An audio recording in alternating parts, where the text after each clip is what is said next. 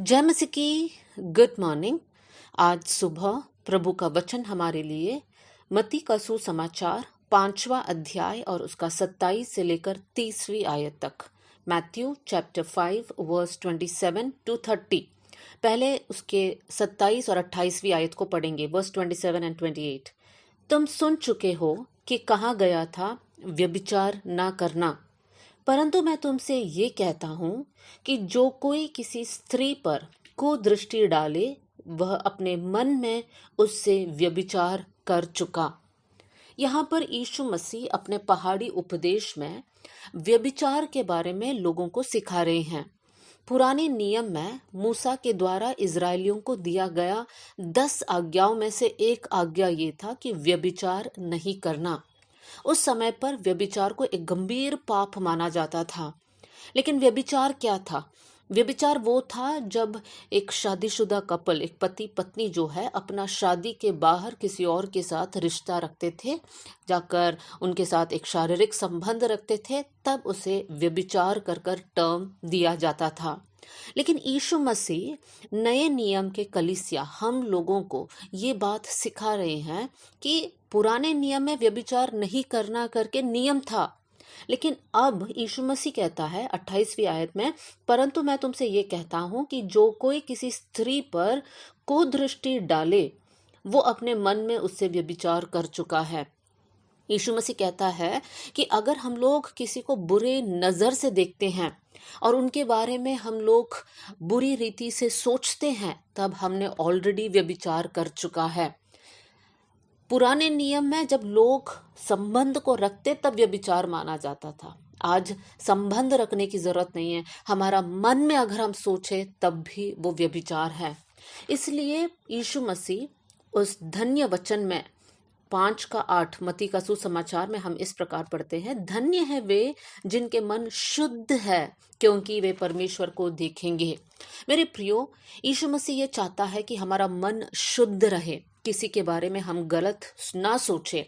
Specially जब व्यभिचार का ये टॉपिक हम सीख रहे हैं, किसी के बारे में गलत सोच को हम लोग एंटरटेन ना करें। आज जिस दुनिया में हम रहते हैं, बहुत सारी बातें एक कॉमन चीज हो गया है, एक फैशन, एक ट्रेंड हो चुका है। जब हम कॉलेजेस में देखते हैं या जवान बच्चों की तरफ देखते हैं, इवन शादीशुदा लोगों की तरफ जब हम देखते हैं, लोग जिस रिश्ते में बंधे हैं उसमें वो लोग खुश नहीं है, संतुष्ट नहीं है। वो लोग खुशी और वो लोग एक विशेष आनंद अपने रिश्ते के बाहर ढूंढना चाहते हैं। कितने सारे कॉलेज के बच्चे हैं जो गलत रिश्ते में हैं, वो लोग शारीरिक संबंध में फंस चुके हैं, एक ही साथ 2-3 लोगों के साथ रिश्ता रखते हैं, शादी से पहले एक साथ रहने लगते हैं। मेरे प्रियो, ये सारी बातें वचन का खिलाफ है। परमेश्वर ने हमें पति या पत्नी का जो जिम्मेदारी हमको दिया है, हमारे जीवन के अंत तक या फिर हमारे लाइफ पार्टनर के जीवन के अंत तक उनके साथ हमें विश्वास योग्य रहना बहुत जरूरी है। जब हम लोग एक गलत चित्र को देखते हैं, जब हम लोग एक गलत मूवी को या गलत पिक्चर को हम देखते हैं, गलत वीडियो को हम देखते हैं और वहां पर किसी को देखकर हमारे मन में एक लस्ट उत्पन्न होता है, एक मोह उत्पन्न होता है, तब समझ लेना कि हमने व्यभिचार कर चुका है। वचन में आगे यीशु मसीह 29 और 30वीं आयत में इस प्रकार सिखाता है, अगर तेरी दाहिनी आंख तुझे ठोकर खिलाए तो उसे निकालकर फेंक दे, क्योंकि तेरे लिए यही भला है कि तेरे अंगों में से एक नष्ट हो जाए और तेरा सारा शरीर नरक में ना डाला जाए। यीशु मसीह इस बात को कितनी कठोरता के साथ लोगों के सामने रखता है। यीशु मसीह कहता है, तुम्हारा एक आंख के कारण तुम पाप कर रहे हो, उस आंख को उठाकर फेंक दो। अच्छा है बिना आंख के तुम स्वर्ग जाए, नहीं तो दोनों आंख के साथ नरक चले जाओगे। इसका मतलब क्या वास्तव में हम हमारी आंख को निकाले? क्या वह मतलब? नहीं प्रियो, हमें यहाँ पर समझना है। यीशु मसीह जब कहता है कि जिस वजह से तुम पाप कर रहे हैं, जिस कारण से आप पाप कर रहे हैं, उस कारण को आप काट डालो। अगर आपके नौकरी की जगह पे आपके कलीग के पास जब आप जाते हैं या उनको देखते हैं, तब आपके अंदर व्यभिचार का सोच आता है और आप उस विचार को कंट्रोल नहीं कर पा रहे हैं, तब हमारे लिए अच्छा ये है कि उस नौकरी को हम छोड़ दें। भला है कि कुछ दिन हम लोग भूखे रहेंगे, पैसों की कमी रहेगी, लेकिन हम लोग स्वर्ग राज्य में तो जाएंगे, परमेश्वर हमारे लिए दूसरा रास्ता खोलेगा। अब अगर हमारा एक फ्रेंड के कारण हम लोग व्यभिचार कर रहे हैं, उस फ्रेंडशिप को काट दीजिए। अगर कोई रिश्तेदारी के कारण आप पाप कर रहे हैं, व्यभिचार में आप गिर रहे हैं, भला होता कि हम वो रिश्तेदारी को ही काट देते। हाँ, लोग हमारे बारे में बुरा कहेंगे, लेकिन हमें पता है कि हमें स्वर्ग राज्य में जाना ज़्यादा इम्पॉर्टेंट है। मेरे प्रियो, आज हमारे पास बहुत सारी सुविधाएं हैं। स्मार्टफोन हमारे पास है। किसी के साथ फ्रेंडशिप करना हो, किसी को मैसेज डालना हो, हमारे लिए बहुत आसान है।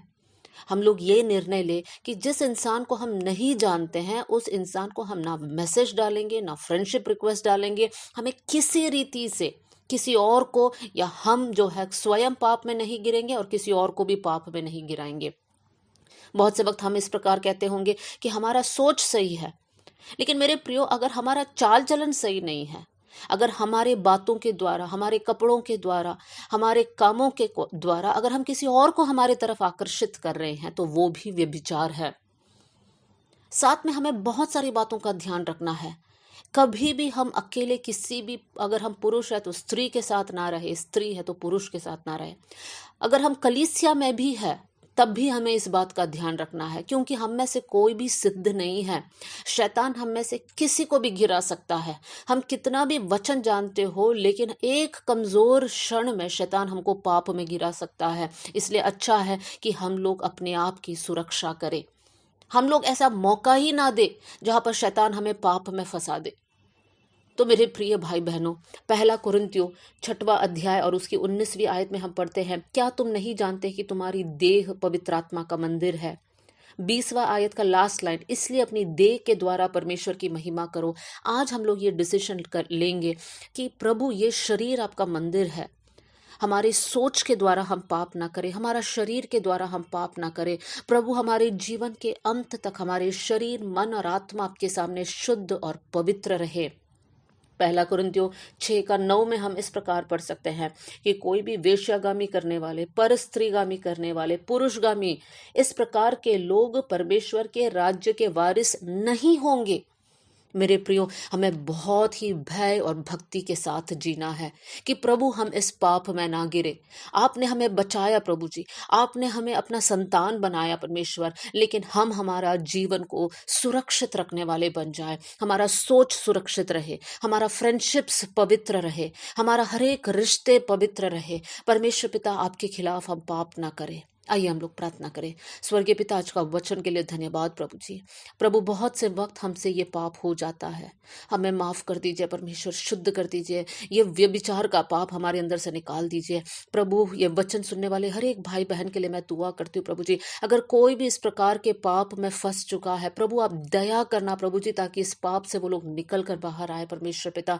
आपका सामर्थ्य भर दे परमेश्वर पिता, ताकि हर एक प्रकार का परीक्षा, हर एक प्रकार का टेम्पटेशन से वो लोग लड़कर जीत पाए कर मैं प्रार्थना करती हूँ प्रभु जी। प्रभु जी, हम में से हर एक अपना शरीर को पवित्र रखने वाले बन जाए, हमारा मन आपके सामने शुद्ध रहे, किसी प्रकार के गलत रिलेशनशिप में हम ना फंसे प्रभु जी, ना इमोशनली हम अटैच्ड होकर मैं प्रार्थना करती हूँ प्रभु। आपने हमारी प्रार्थना सुन लिया, इसलिए धन्यवाद। आदर और महिमा आपको देते हुए यीशु के नाम से हम मांगते हैं। God bless you all. जय मसीह की।